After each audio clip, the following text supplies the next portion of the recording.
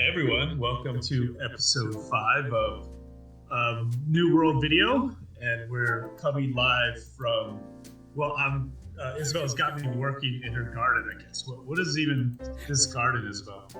It's my vegetable cum flower garden. And I thought you needed to get me ready for the autumn, actually. So, you know. You got me working here. Yeah. Got me working. She's doing video editing, I'm working. Yep, that's working how the it field. should be. Watering. Yeah.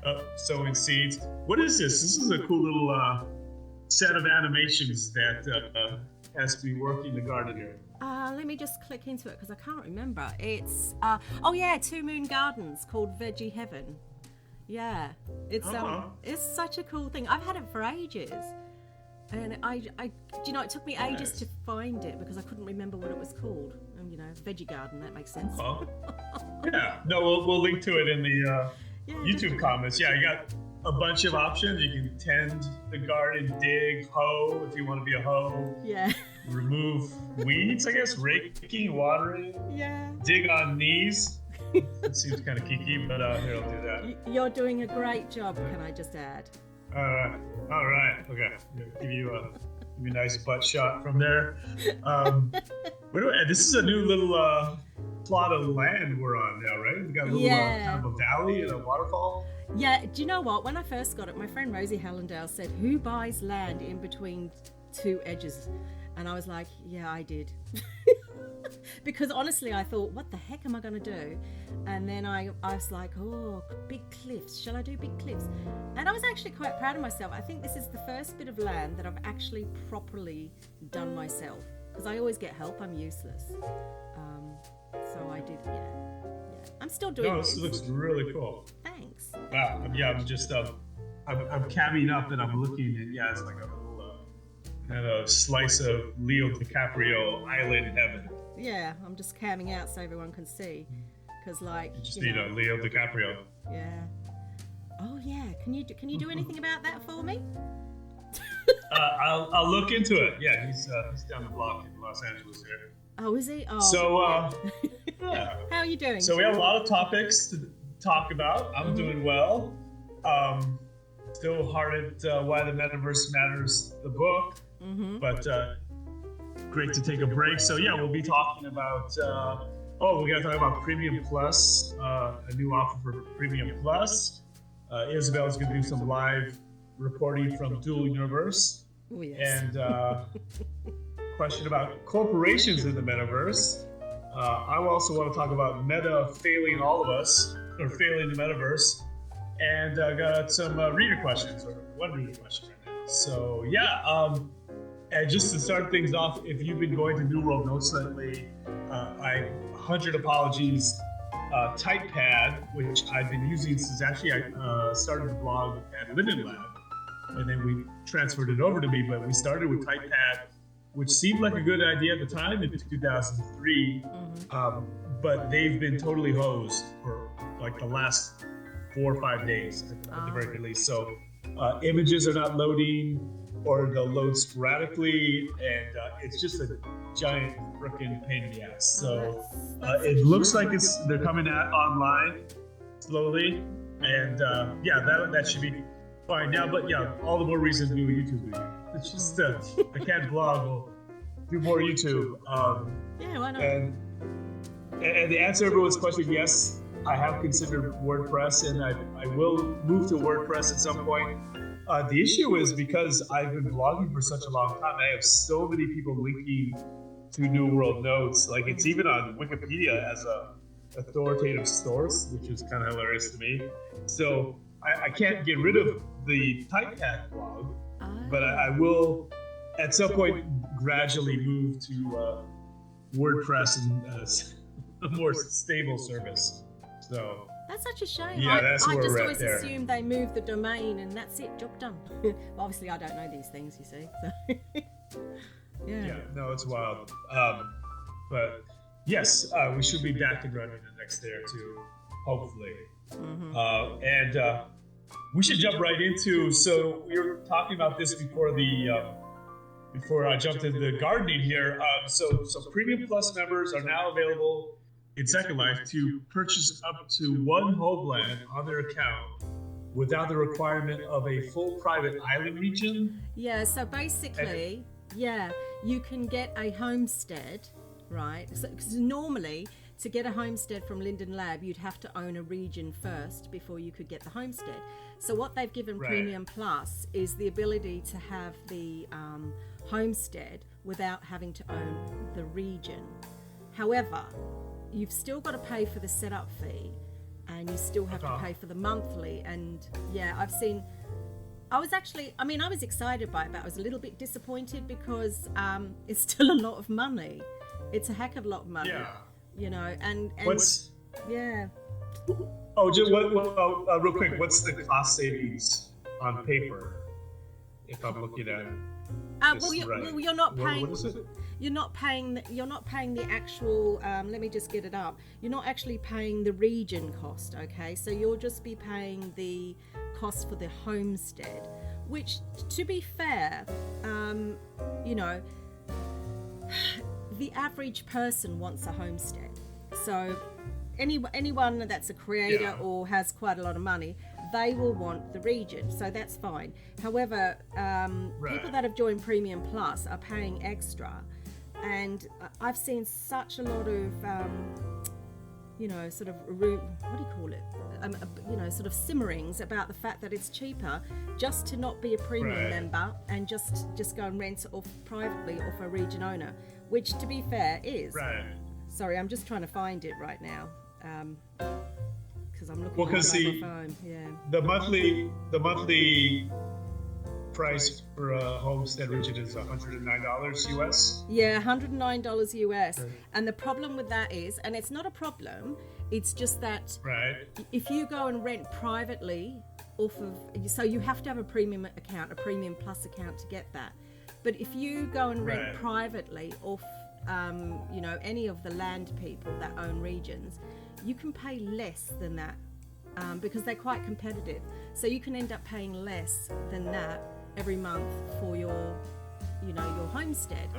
So and there is quite a lot of competition out there. So I can understand what people are saying, because I got excited by it, thinking, oh, homestead. But then the reality of it is you have to pay for the setup, and then you have to pay every month. And it's that on top of your Premium Plus account, which actually works out very expensive for a lot of people, because the average person, the very average person, really can't afford that in reality. Yeah, it's a lot of money.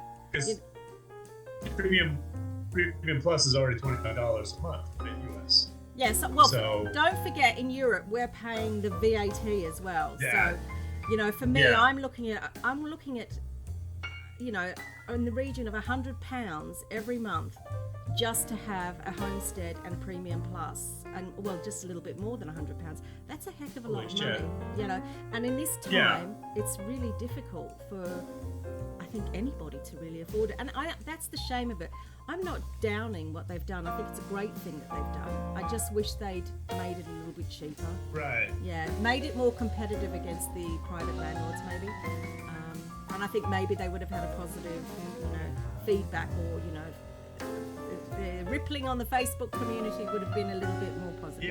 Yeah, we should link to the Facebook, the official Facebook Second Life page, and we have this new deal, and people in comments are, is this a deal? Like, and where are we at now? Is this a private? Yeah, I rent privately. But I have mainland, but what I've done is I've put my mainland up for sale, to be honest. I'm renting privately because I get more prims renting privately. This is always the fact, right? So there's more prims here. Plus, the aesthetic outlook is so much better. So yeah, I've come here and I'm renting this. So yeah, that makes sense. And this is really, really gorgeous little island I'm seeing as I cam up and I mean, obviously customize it really well. There's people either side of me who've done their own things, and yeah, it's nice. And my lag is next to nothing here, and so it's brilliant.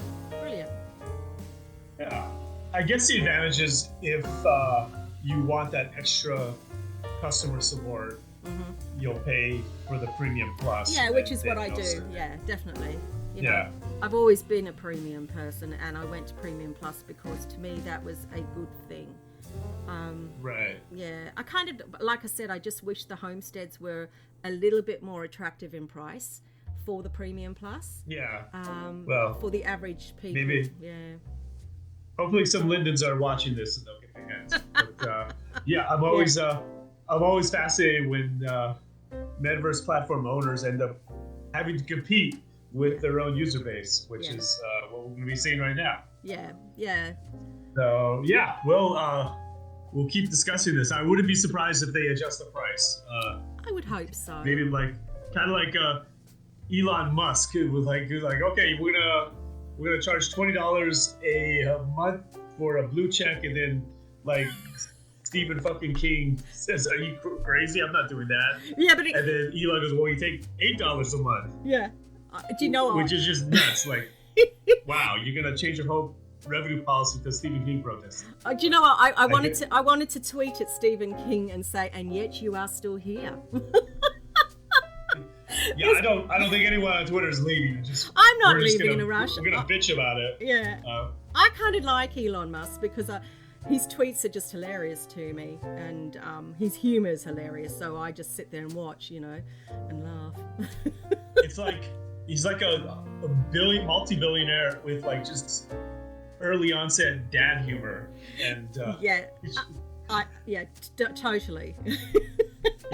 He bought Twitter for the dad jokes. He wants to have. He did. He is, and he's I can having tell. fun. And I don't for 1 minute think he's introducing this just to make money. He doesn't need to make the money. He's introducing it to have a better control of what goes on. I mean, on Twitter, people create duplicate accounts and all sorts of things. They steal people's pictures. You've got how many Donald Trumps and how many, Bruce Willises and Brad Pitts. So in this way, I'm pretty sure the verification requires you to provide your ID and everything. That's what I'm assuming. So I can see where he's coming from, and it stops the bots. And that's what he's made clear before, the bots. And I get bots all the time. Oh, yeah. Oh, my yeah, God, bots. It drives me nuts, yeah. Well, because I have a blue check. I actually... I know. A while ago, you had to apply for it. So I had to send in links to the books I'd written and say, okay, I'm an actual real person. Mm-hmm. Here's some books. And I was surprised. I caught them on a off day or something, and they just happened to go, okay, sure, here's a blue check. But yeah, it's not so important that I would suddenly want to pay $8 or $20. No. But But I just thought it was so when you've got influential people on here, you're not going to be following the wrong person. And in a way, I think that's good because it's going to verify them, make sure that they are who they say they are, so that people aren't being, taken the pee out of, which is what happens. There's a lot of that Bitcoin nonsense and, so-called influencers NFTs. Influencing it. Yeah, exactly. So I kind of agree with it. I mean, $8, come on. If these people like Stephen King can't pay $8, that's really worrying. So I'm like, it's a cup of coffee. I think there's a distinction between people who create content on Twitter and Stephen King does. Like, he actually has high quality, interesting tweets. And so now he's like, okay, so not only am I creating free content for you, you're asking me to pay for that pleasure. And so there's that category. And then there's like you're saying, like there's companies and people who would like to have a verified account that are not necessarily creating content. Yeah. So I think that makes sense. I think they would have to architect it a bit better because like Stephen King can say, well, no, I'll just go to Instagram and I'll just post on Instagram from now on, and I'll cross post on Twitter, but I won't participate as much anymore. And I don't know how Elon can deal with that. But, do you think Elon's anyway, really worried? We'll see. What's that? I don't think Elon's really worried. Well, he's gonna owe $1 billion in interest based on the loan. So I think he's gonna worry. Or on a higher level, he has investors that like from Saudi Arabia and stuff that might require him to do things with Twitter that would actually make us worry, like if it's a state actor that has a lot of reasons for wanting to manipulate Twitter. But that's a whole well, it's getting in the weeds like I am right now. Yeah. So you're doing a fantastic job, can I tell you? I should do more. I'm kind of spacing out here. I gotta sow some seeds here. So yeah, there's that. We should talk a bit about dual universe and oh my god, yes. Got in and yeah, what's been going on? Like we are talking it up as it could be the true or the most true universe, the most true metaverse. Okay. Say, and what's it like though? Okay, so far. The first time I went in, right? So you create your avatar, and then once you've created your avatar, you then are transported on a ship, and you get this introduction into the world and all that, and you land your aircraft, and you've got a voice that tells you what to do. So I landed my aircraft, and then you have to, you have to build your station. And I kind of like messed up, and I built my space station thing, my home, which was above the ground. So in order to get into my home, I had to keep jumping to get in, which is funny. I crashed so I rezzed my little flying machine, and I crashed it. So I couldn't actually fly off my land. So that was a problem. So I thought, you know what? I'm going to walk. So I started walking. I was in snow, and I walked and I walked and I walked. And do you want to know? I got lost in the snow and I couldn't find my way home. So I was like, It's like Empire Strikes Back. Yeah. But they, at the moment, I don't know how long this goes for, or if it's always like it, you respawn in 6 days.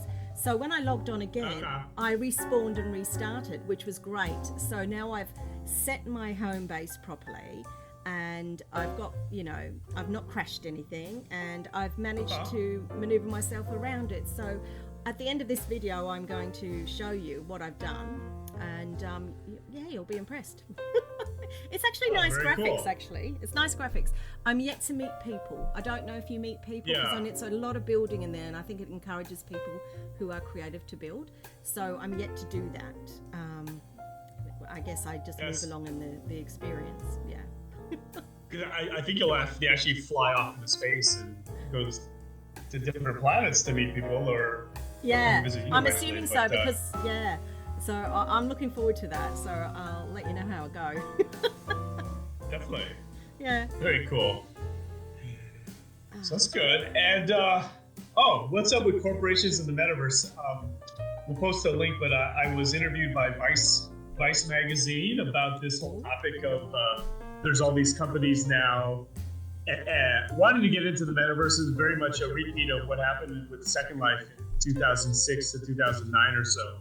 Was we've got to have a corporate presence in the metaverse, and they're failing.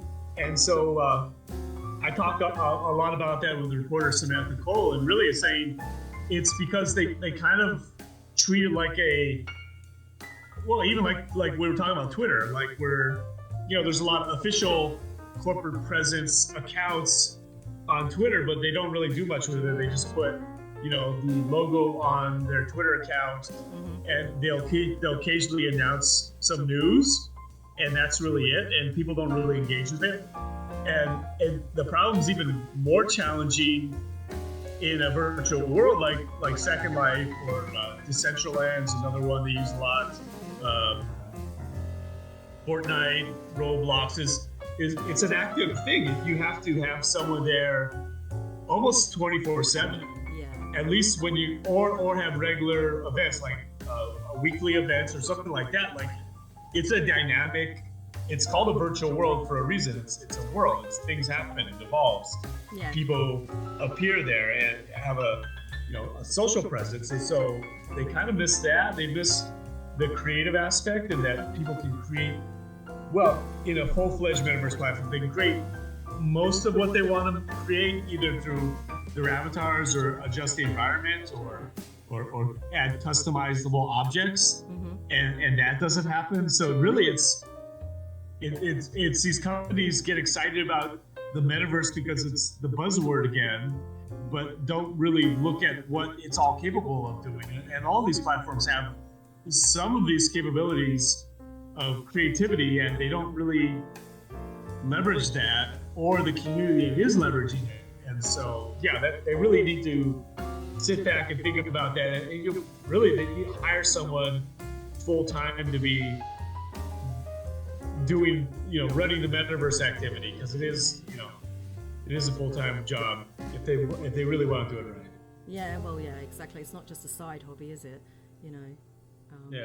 Like even as I recall, like for example, Duran Duran, when they had a presence here, they did have a support staff fairly active on their island, which you need.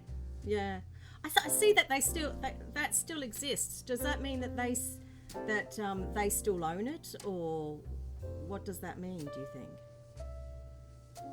We'll have to visit, but I don't think they are. I've noticed a lot of the, and this is kind of an object lesson for companies, is there's a bunch of islands that were created for big organizations like Duran Duran. Recently saw Harvard University has a land in Second Life, an island, but it hasn't been updated for years, as far as I can tell. And I think Linda Lab kind of forgot it's there, but then so did the user base. So it's just sort of a island floating in space, not doing anything. So if it's not updated, it doesn't have a community around it. Nothing's gonna happen to it.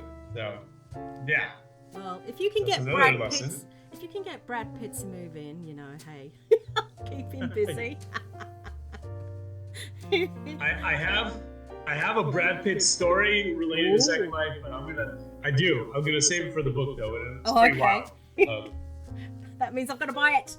I've got to buy it. He was well, that's good. Yeah, no, he was or his people, quote unquote, were sort of tangentially involved at one point. But wow. That's for later. Oh yeah. Okay, I'm looking forward to that. All right. Another topic. Yeah. Talking about, since we're talking about companies, what's going on with Meta? Might have seen in previous days, Meta has lost nearly 70% of its valuation, and it's mostly being blamed on the Metaverse activity, though, like we discussed in the last episode, it's at least as much, if not more, because Apple discontinued how users are tracked who are using the app on the iPhone. Yep. And that's hurt ad revenue. But my big concern is people assuming, this means the metaverse in general is not working because of what Meta's doing. And no, really, well, we posted a chart last week. Meta is not even on the chart of large metaverse platforms because they're still a big player, and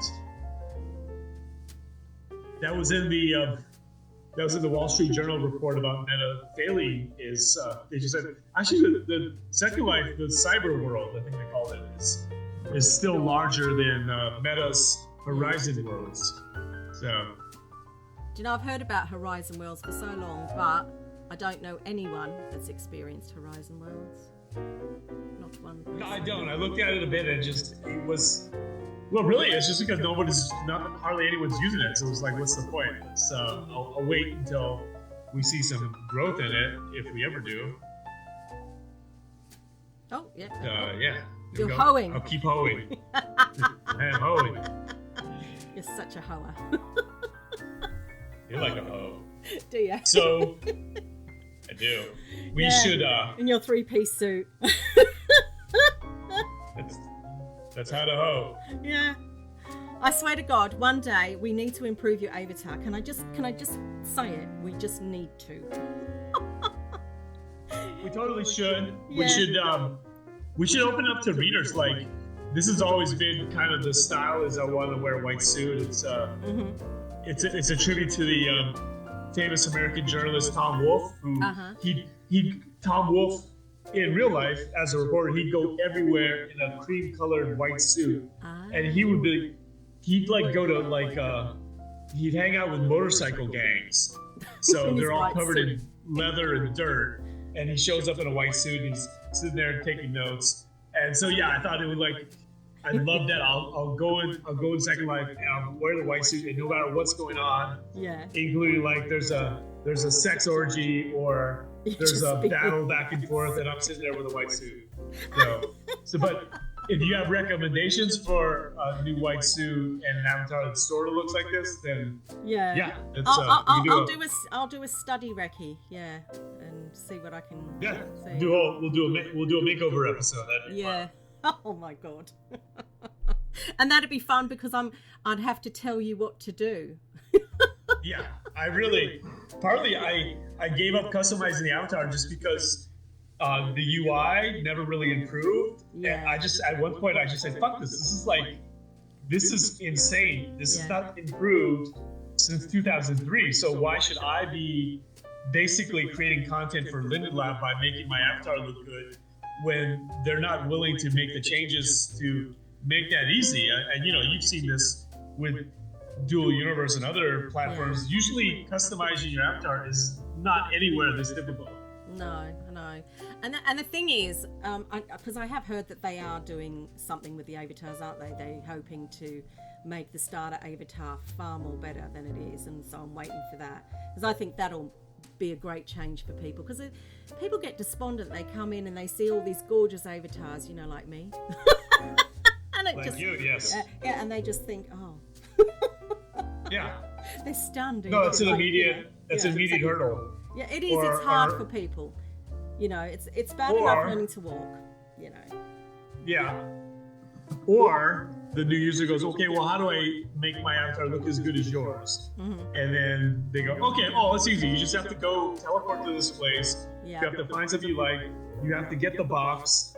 Don't put the box on your head. You have to find some place to unpack it. Then you have to click and drag it and put it on top of you. Then you have to go into the edit mode, and you have to adjust it. And what the actual fuck? This is exactly. Nuts. This is, Yeah, it is hard to explain. People ask me things, and I've had messages before from people. Hi, can you tell me how? And I'm like, do you know what? It's taken me over 10 years to work myself out. I'm really not good at explaining. And actually, there are quite a few YouTubers that do a great job of explaining how to do it. But even then, it's still, it's a bit, even though you've got tutorials, it's still difficult. And then also you've got to work out how much it's going to cost you to update your avatar. So I look forward to Linden Lab doing what they're going to do, which they've mentioned. So I think that'll be a great thing. It'll be a start. I mean, the other issue then will be, the veteran users say, well, let me help you. And then the very next question will say, are you on Firestorm? Mm-hmm.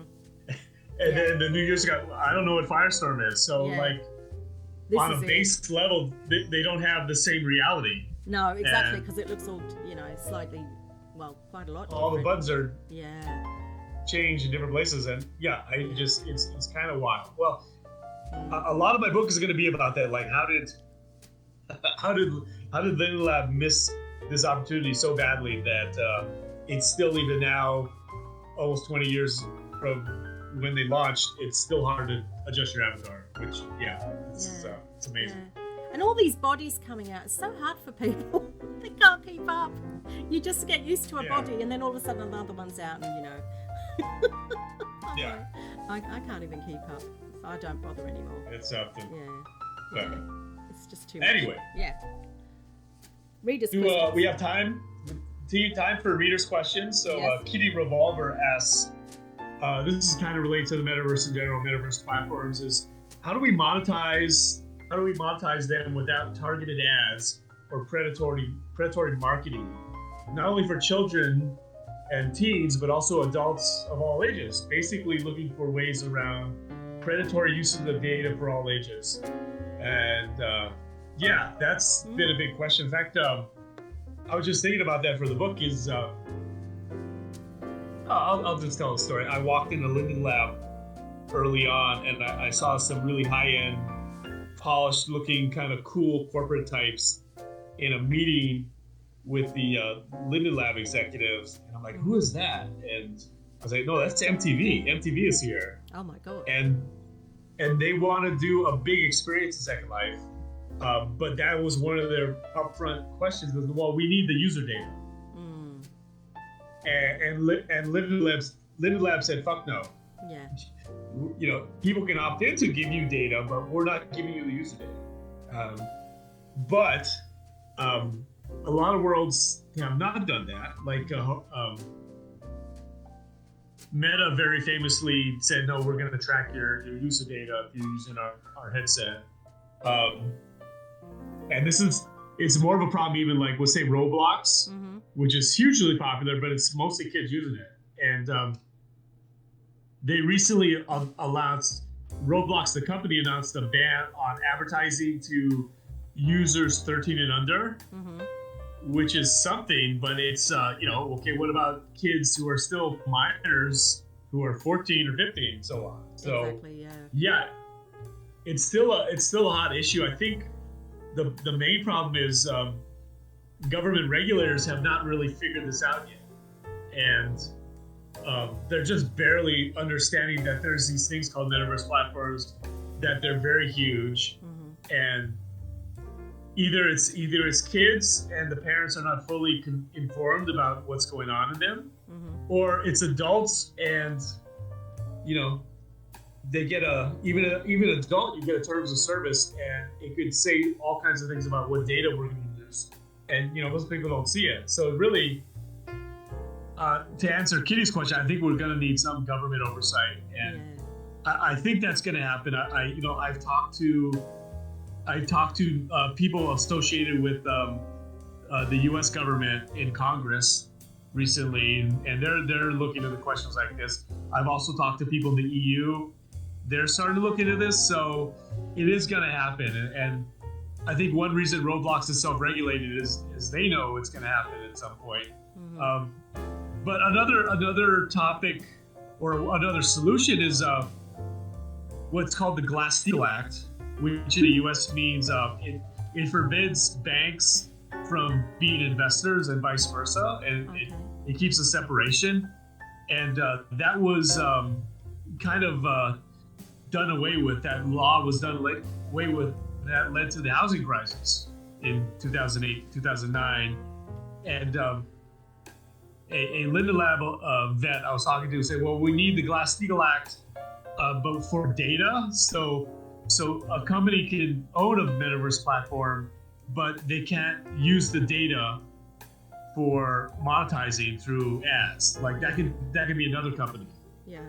And they'll have to figure out how to do the ads, but you can't do both at the same time because the risk of exploitation and just kind of manipulating users is too great. So we do need some kind of regulation like that. So that's a long-winded answer to Katie's question. Answered it, yeah.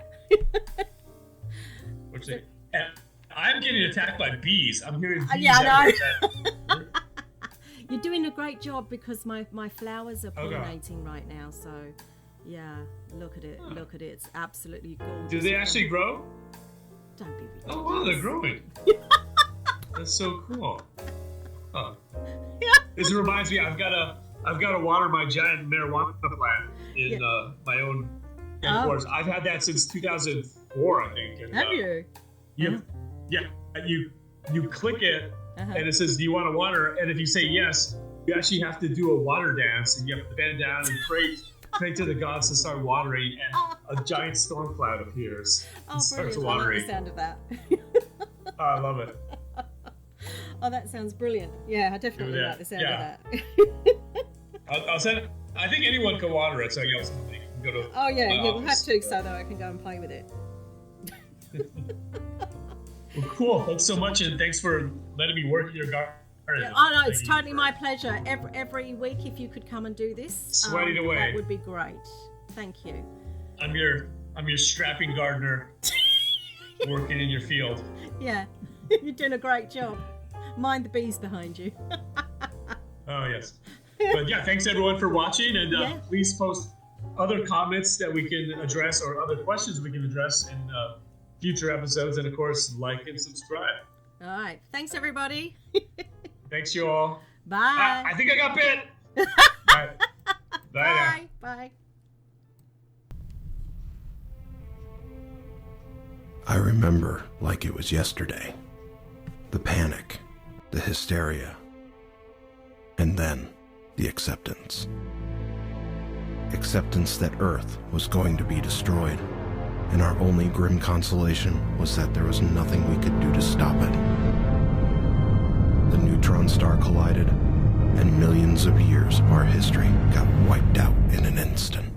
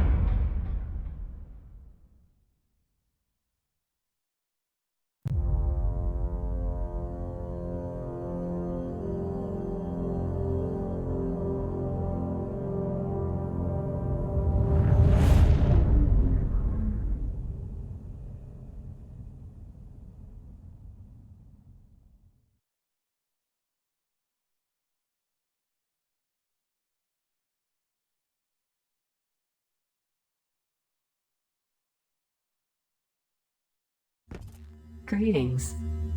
Congratulations on being chosen for the Rebirth program. Soon, you will join Novians who arrive like you in the Helios system aboard the Ark ship. While your lander is preparing its descent, have a look around by moving your mouse and enjoy the view. Below you will see the Moon Haven. This is a protected area where you can safely begin your journey. Find the lander's piloting seat. To use it, look at it and hold the interact key.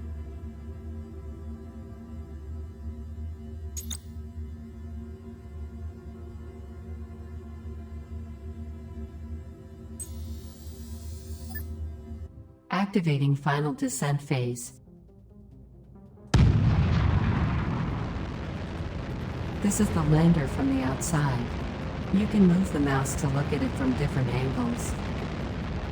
While we descend, let me take this opportunity to introduce myself. I am Ophelia, the Ark ship AI. I am here to guide you through your first steps in this universe.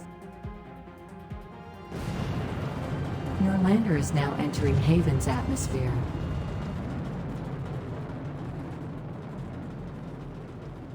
The preferred mode of travel in the Helios system is by ship, so perfecting your piloting skills is paramount. Let's start now. Hold the braking key to slow your descent. A successful landing will be slow, soft and safe. The alternative? Not so much.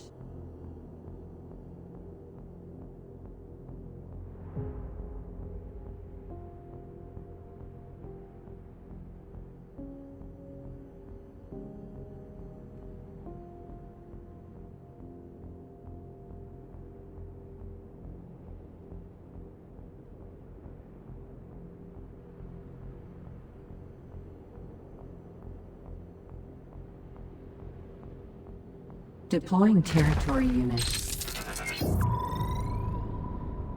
Congratulations, you have just landed your first ship. Hold the interact key to exit the pilot's seat. The lander's force fields are now deactivated. You are free to disembark. Exit the ship by pressing the forward key. Welcome to Haven. After the long journey on the Ark ship, it must feel good to stretch your legs. The territory where you are standing belongs to you. This is where you will build your very own outpost. You can see its borders by toggling the marks.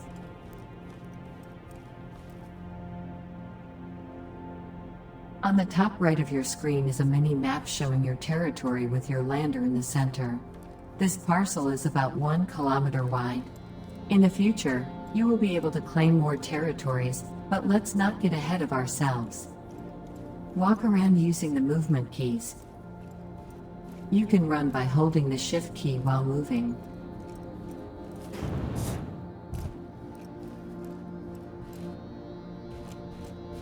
You can also sprint forward at greater speed by using your jetpack to hover above the ground.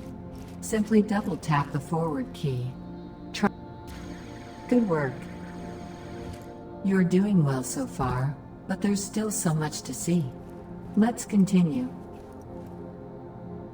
Find yourself a good location for your outpost. The area should be relatively flat and have a spectacular view. When you found the perfect spot, switch to free mouse mode.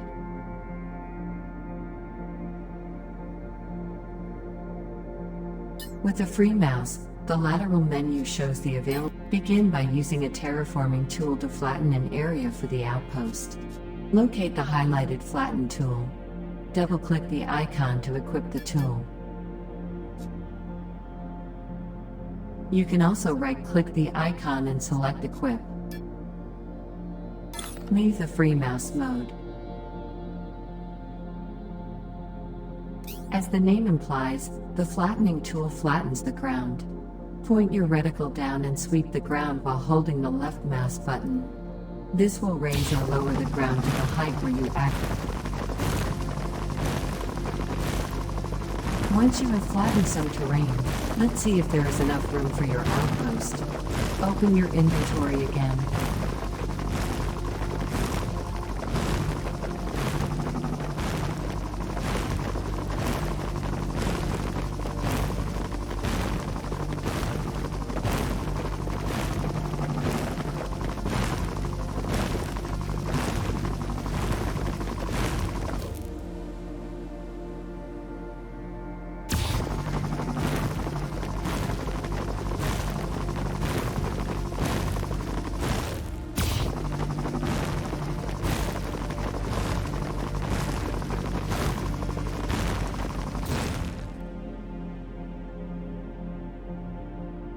Locate the outpost blueprint in your inventory. Double-click the icon to equip it.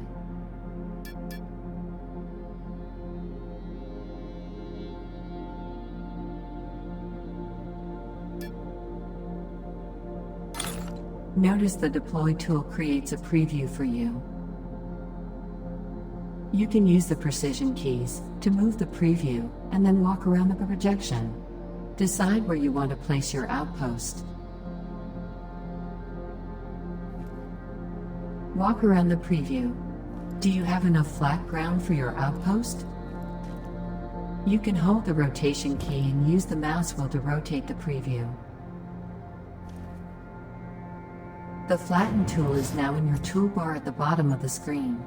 Use its hotkey to re-equip it.